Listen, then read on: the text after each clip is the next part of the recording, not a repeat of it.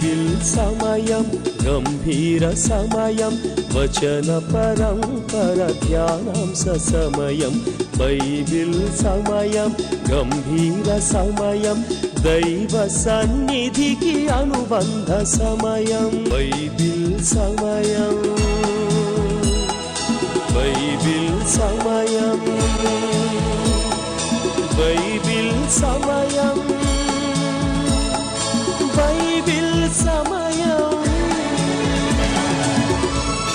ఈరోజు ఈ కార్యక్రమాన్ని స్పాన్సర్ చేసిన వారు ప్రియా చెల్లి ఈ సలోమి కర్నూల్, వారి యొక్క కుమార్తె డిజేఎస్ లత ఈ ప్రోగ్రాంను స్పాన్సర్ చేసింది. ఆమె భవిష్యత్తు కొరకు మనమందరము ప్రార్థిస్తాం. ఈరోజు కార్యక్రమాన్ని చూచి అనేకులు రక్షింపబడతారు, బాధలలో ఉన్నవారు ఆదరించబడతారు. దానికి కారణం మీరే. కాబట్టి ప్రభు మిమ్మలను నిండారుగా దీవించును. హోషేయ గ్రంథ ధ్యానాలు. హోషేయ ప్రేమించే భర్త.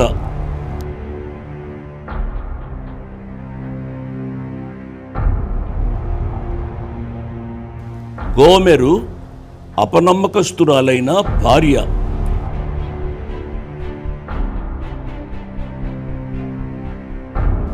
దేవుడు తన ప్రజల పట్ల ఆశ్చర్యకరమైన నిరంతర ప్రేమను చిత్రీకరించే హోషేయ గ్రంథ ధ్యానాలు విందాం.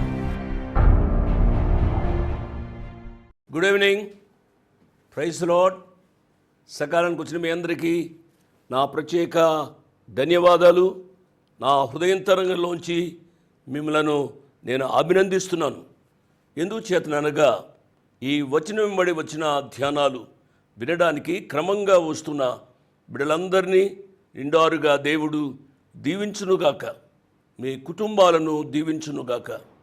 మన యొక్క జీవితంలో అతి ప్రాముఖ్యమైన విషయం ఏమిటి అనగా దేవుని వాక్యాన్ని ఆయన పాదాల చెంత కూర్చుని నేర్చుకోవడం.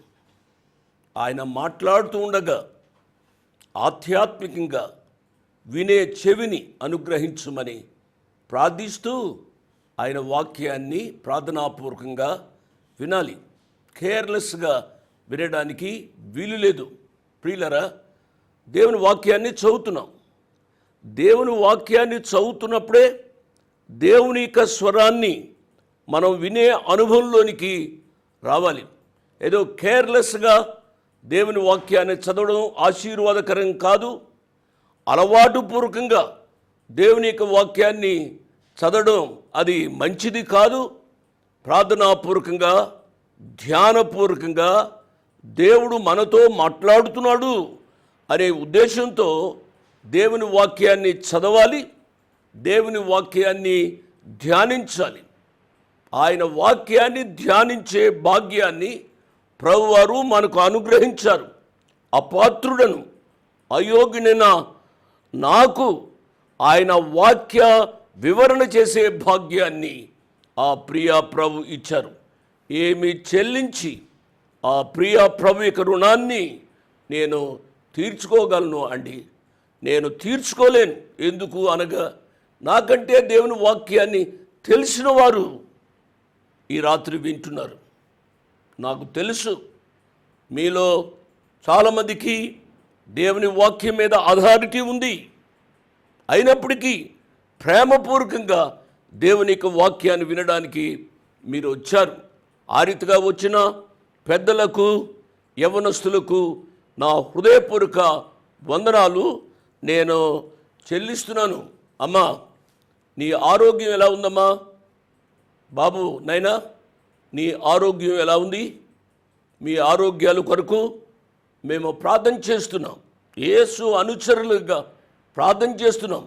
మీ ప్రార్థన మనవులు దయతో ఒక చిన్న ఉత్తరం ముఖ మీద వ్రాయండి, లేక ఫోన్లో చెప్పండి.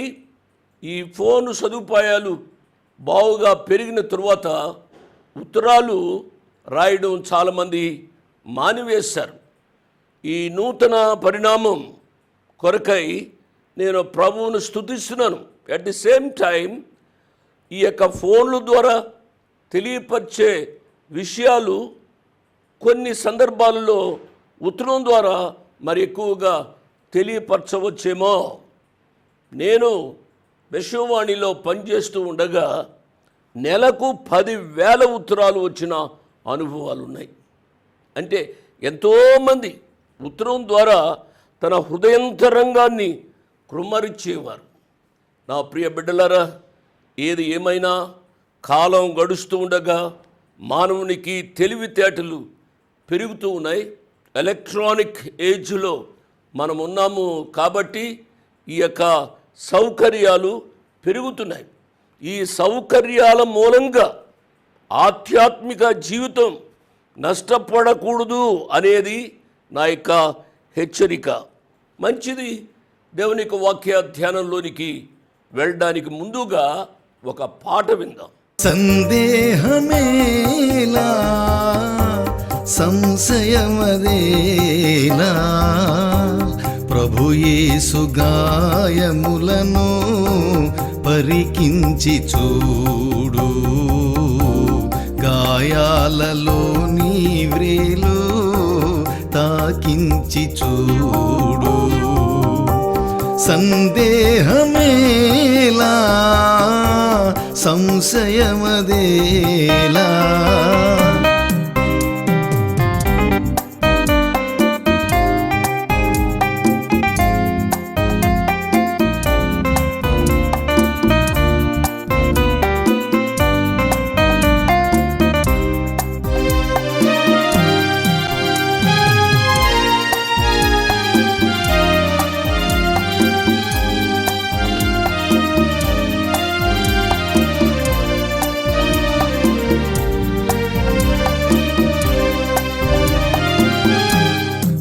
ముండ్ల మకుటము నీకై ధరించెనే,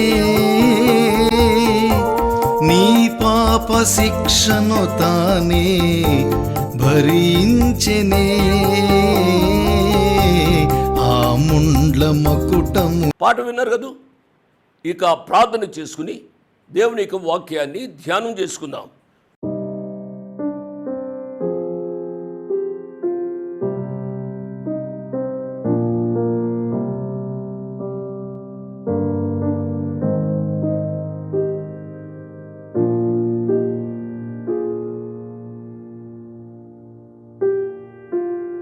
కృపా సత్య సంపూర్ణుడు అయిన మా ప్రియ పరలోకపు తండ్రి, వందనాలు స్తోత్రాలు నాయనా.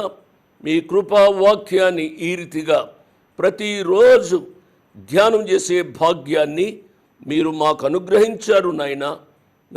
5 దినాలు నేను మాట్లాడడానికి, తదుపరి 2 దినాలు బాక్సింగ్ మాట్లాడడానికి మీరు కృప చూపించారు.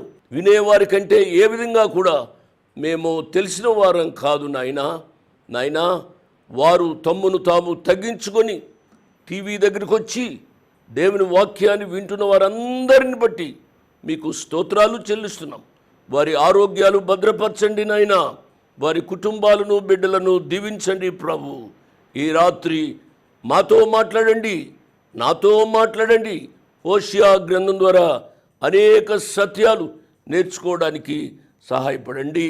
ఘనత, మహిమ, ప్రభావాలు మీ కుమారుడు ద్వారా మీకే ఆపాదిస్తూ అట్టి మీ కుమారుడు మా రక్షకుడు యేసు ప్రభువారి పుణ్యనామమున స్తుతించి ఘనపరిచి వేడుకున్నాము తండ్రి.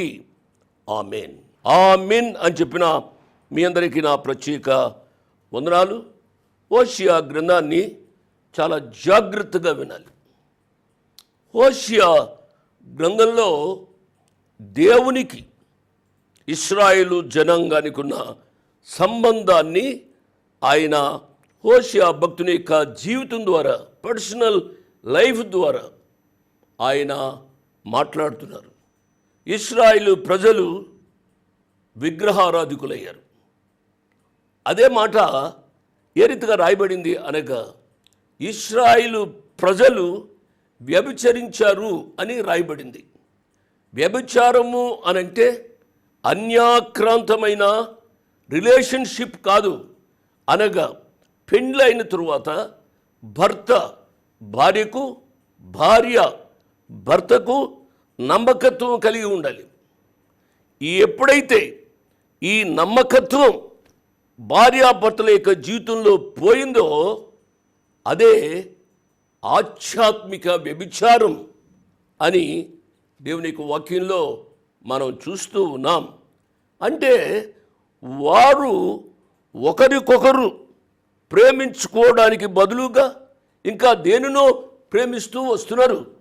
ఇశ్రాయేలు ప్రజలు దేవునిని ప్రేమించడానికి బదులుగా వారు విగ్రహాలను పూజిస్తూ, విగ్రహాలను ప్రేమిస్తూ అన్యాక్రాంతమైన జీవితాన్ని వారు జీవిస్తూ వచ్చారు. అట్టి వారితో హోషేయ ద్వారా దేవుడు మాట్లాడుతున్నాడు. ఒక ఉపమానము లేక తన యొక్క జీవితంలో ఒక సంఘటన తీసుకొని ఆ ప్రియ ప్రభు ఇశ్రాయేలీలను ఉద్దేశించి మాట్లాడుతున్నాడు. అది ఇశ్రాయేలుకే కాదు, ఈ రాత్రి వాక్యం వింటున్నా నా ప్రియ బిడ్డలారా, మన తెలుగు వారికి కూడా, మన తెలుగు వారికే కాదు, ప్రపంచంలో ఎన్ని భాషలు ఉన్నాయో అన్ని భాషలు కలిగిన ప్రతి వ్యక్తితో ఆయన మాట్లాడుతున్నాడు. ఆయన ప్రేమాస్వరం ఈ రాత్రి అతి జాగ్రత్తగా వినాలని ప్రభు పక్షంగా నేను మనవి చేస్తూ ఉన్నాను. దయచేసి గమనించండి, ఈ గ్రంథము యొక్క ముఖ్యాంశము అవిధేయులై ఎన్నో ఘోర పాపాలు చేసి తమ సృష్టికర్త అయిన దేవుణ్ణి విడిచిపెట్టి సృష్టాన్ని పూజిస్తూ ఉన్న ప్రజానీకంతో ఆయన యొక్క హృదయ వేదన ఆ ప్రియ ప్రభు మనకు తెలియజేస్తూ ఉన్నారు. అట్టి ప్రజలను ఆయన ప్రేమించి కనికరించి తిరిగి తన ఎదుగు రమ్మని ఆయన హోషేయ గ్రంథ ధ్యానాల ద్వారా ఆహ్వానిస్తున్నాడు. ఈ రాత్రి అదే ప్రేమ కలిగిన కనికరం కలిగిన ఆ ప్రియ దేవుడు నిన్ను పిలుస్తున్నాడు. నన్ను పిలిచాడు. 15వ సంవత్సరంలో నేను రక్షింపబడ్డాను. ఇన్ని సంవత్సరాలుగా నువ్వు క్రైస్తవుడువేమో, క్రైస్తవురాలువేమో, నువ్వు క్రైస్తవేతరుడువేమో, క్రైస్తవేతరురాలువేమో, ఆ నిజదేవుడైన యేసు ప్రభు వారిని నువ్వు తెలుసుకున్నావు. ఆ నిజదేవుడైన యేసు ప్రభు వారికి మనము నమ్మకంగా జీవించవలసిన బాధ్యత మన మీద ఉంది. వాక్యాన్ని వింటున్నా నా ప్రియ బిడ్డలారా, నీకు వివాహమైందో లేదో నాకు తెలియదు. నీకు వివాహం కాకపోతే యవ్వనస్తుడిగా, యవ్వనస్తురాలిగా నీవు ఎంతో నమ్మకంగా ఉండాలి. నీ తల్లిదండ్రులకు నమ్మకంగా ఉండాలి. నీ తోబుట్టువులకు నమ్మకంగా ఉండాలి. నీకు నీవుగా నమ్మకస్తుడిగా జీవించాలి. ఈనాడు యవ్వన వ్యవస్థ పాడైపోయింది. తల్లిదండ్రులను ఖాతరు చేయడంలే, పెద్దలను ఏ రీతిగా గౌరవించడంలే. చాలా బాధగా ఉంటుంది ఈ విషయాలు చెప్పడానికి కూడా. నా ప్రియ బిడ్డలారా, మీ కుటుంబంలో మీరు దేవుని వాక్యాన్ని ఎంతమంది వింటున్నారు నాకైతే తెలియదు. తండ్రి తల్లి మొత్తుకుంటున్నారు, వాడు సమయానికి ఇంటికి రాడు బాబు, వాక్యాన్ని వినడు, ఎప్పుడో వస్తాడు, వాడి ఇష్టం. ఈ పాప ఆడబిడ్డ ఈ బిడ్డ అయినా ఇంటి పట్టున ఉంటుంది అని అనుకుంటే 7:30కి కార్యక్రమం ప్రారంభమవుతుంది. 7:30కు రాదు. ఆమె కూడా ఎప్పుడో తన ఇష్టానుసారంగా వస్తుంది. ఈనాడు మగబిడ్డలు, ఆడబిడ్డలు తల్లిదండ్రుల మాట వినకుండా జీవిస్తున్నారు. ఆడబిడ్డలారా, మీకు ఒక తండ్రి లాంటి వాడిని, ఒక తాత లాంటి వాడిని, నేను పెద్దవాడిని అనుభవంతో నేను చెప్తున్నాను. నా మాటలు మీరు జాగ్రత్తగా వినాలి. ఈ రాత్రి ఈ మాటలు జాగ్రత్తగా వింటే మీరు భవిష్యత్తులో మీరు అనేకులకు ఆశీర్వాదకరంగా మారుతారు అనే విషయాన్ని నేను జ్ఞాపకం చేస్తున్నాను. దేవుడు నిన్ను ఎంతో ప్రేమించాడు. దేవుడి లోకమును ఎంతో ప్రేమించను. ఎంతో అనే మాటకు నువ్వెంత దీర్ఘం తీయగలిగితే అంతగా నిన్ను ప్రేమించాడు. ఆయన ప్రేమించి అద్వితీయ కుమారుడైన యేసు ప్రభువారిని ఈ లోకానికి పంపించాడు. ఈ లోకంలోనికి ఆయన పంపించటానికి కారణం ఏమిటనగా ఆ ప్రియ ప్రభు తను సుఖభోగములు అనుభవించటానికి కాదు, యవనస్తుడిగా 33.5 సంవత్సరాల వయసులో ఆ ప్రియ ప్రభు తన ప్రాణాన్ని మానవాళి రక్షణార్థం దానముగా ఇచ్చాడు.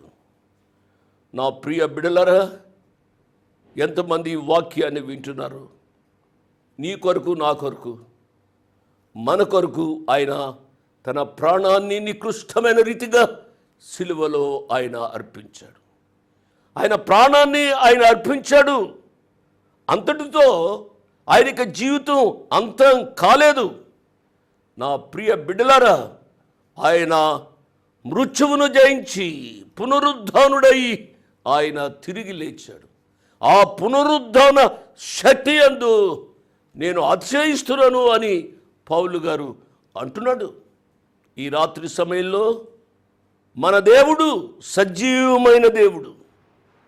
ఈ మాటను మీరు అర్థం చేసుకోవాలి. He is not a dead God. ఆయన సజీవుడిగా ఈ రాత్రి నీతో మాట్లాడుతున్నాడు, నాతో మాట్లాడుతున్నాడు, ఆయన మాట్లాడుతున్నాడు. ఈ సత్యాన్ని నీవు గమనించాలి. ఏదో ఈ అరగంట నేను కాలక్షేపం కాదు, నేను కాదు మాట్లాడేది. నా ప్రియ బిడ్డలరా, జోషి అనే ఒక వ్యక్తి మాట్లాడుతున్నాడు అనే అభిప్రాయానికి రావద్దు.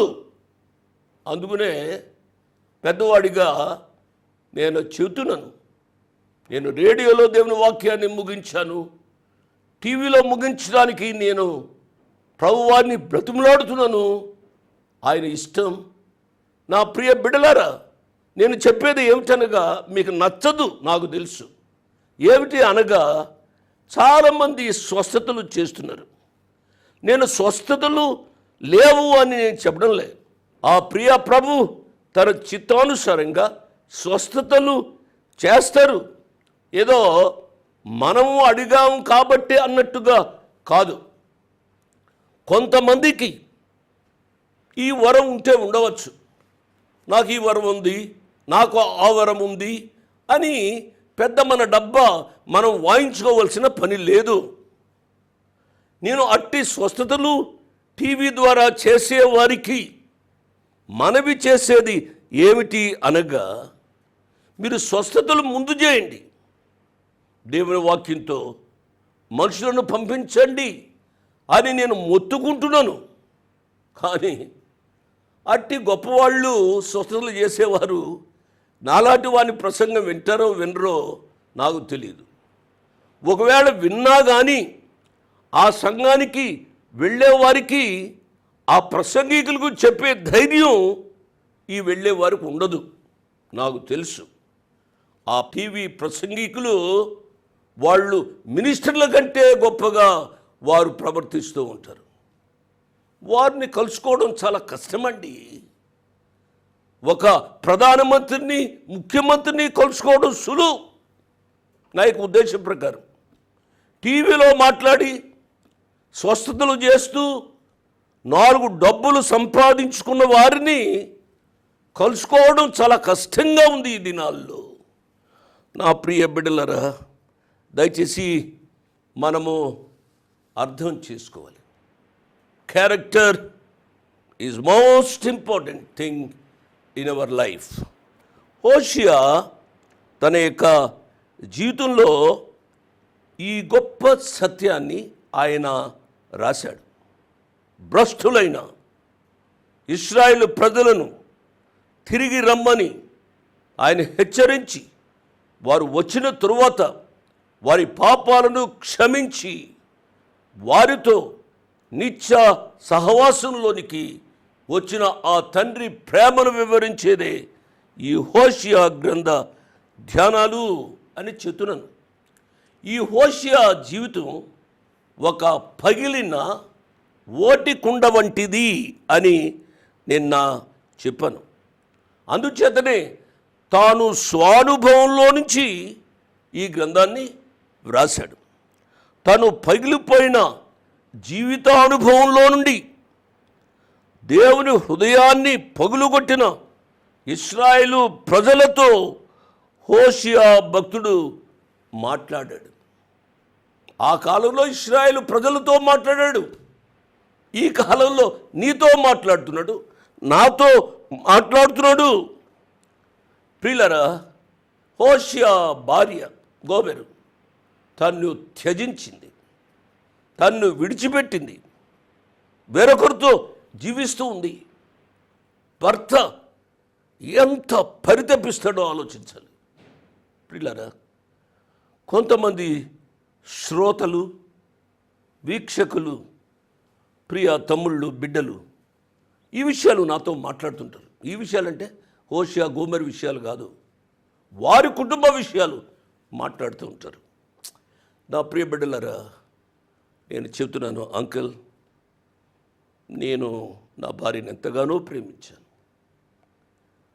ఆమె వేరొకరితో జీవించటం నేను కండ్లారా చూచాను. అయినప్పటికీ ఆమెను క్షమించాలనేది నా యొక్క ఉద్దేశం. నాతో ఉండాలి అని నేను అనేక పర్యాయాలు చెబుతూ వచ్చాను. బిడ్డలు, చిన్న బిడ్డలు, అంకుల్, ఆమె తల్లిగారింటికి వెళ్ళిపోయింది, నేను ఏమి చేయాలి? ఏడుస్తూ నాతో మాట్లాడుతూ ఉంటారు. చాలా బాధగా ఉంటుంది నాకు. ఏమి చేయాలో అర్థం కాదు.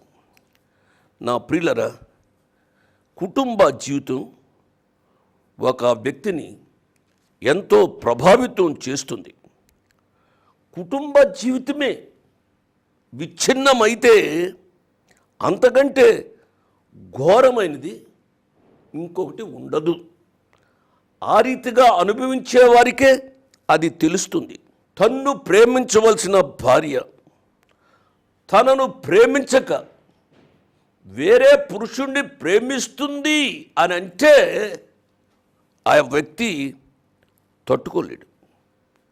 తను ప్రేమించవలసిన భర్త వేరొక స్త్రీని ప్రేమిస్తున్నాడు అని అంటే ఆడబిడ్డ కూడా తట్టుకోలేదు.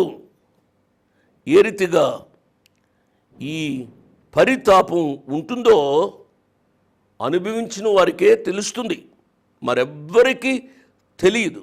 మనలో చాలామంది బయటకు వచ్చినప్పుడు, అనగా స్నేహితుల దగ్గరికి, బంధువుల దగ్గరకు, డ్యూటీలో బయటకు వచ్చినప్పుడు, ఆఫీస్కి వచ్చినప్పుడు, సొసైటీలో కలిసినప్పుడు వారు చాలా గంభీరంగా ఉంటారు.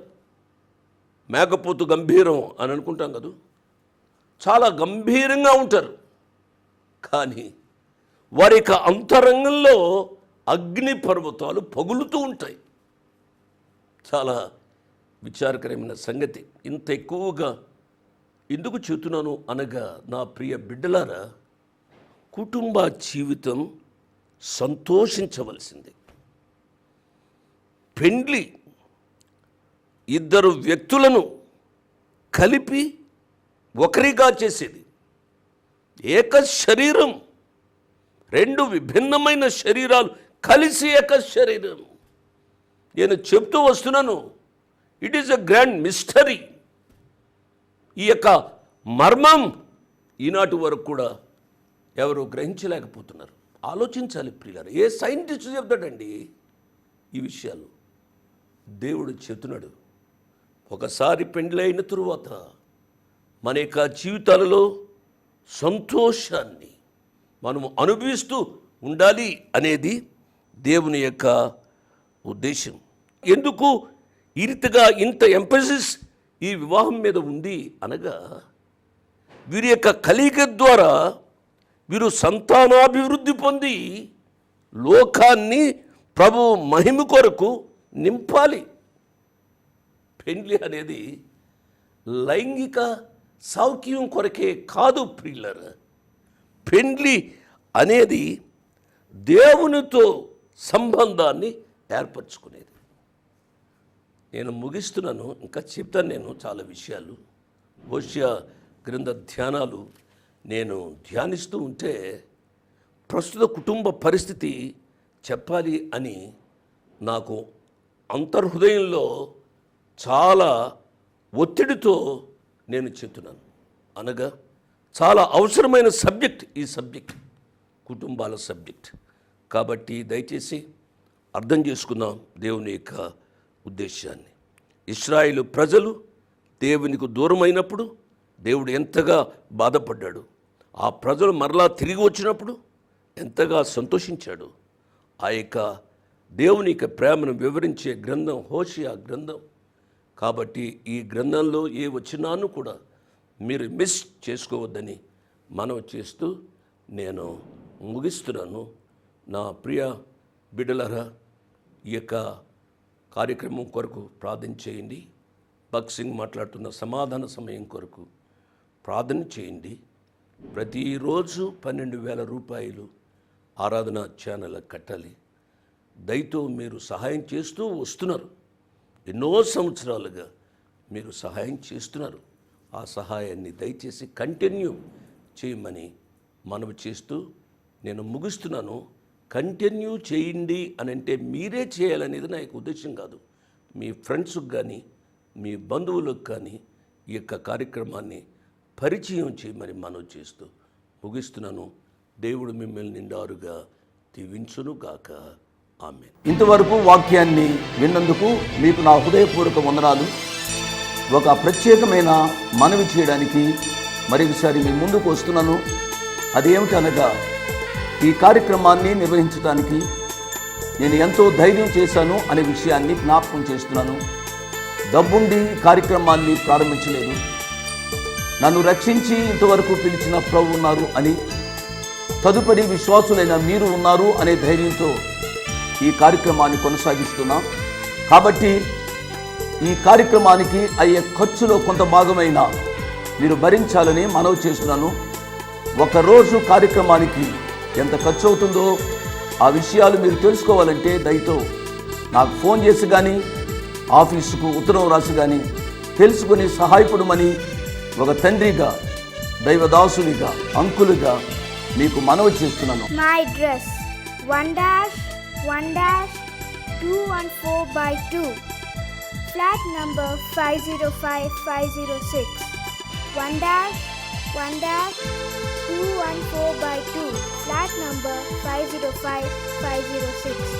Prithvi Apartments Extension, Vivek Nagar, Chikkarpalli, Hyderabad 20. దేవుడు మిమ్మల్ని నిండారుగా దీవించును గాక. ఆమేన్.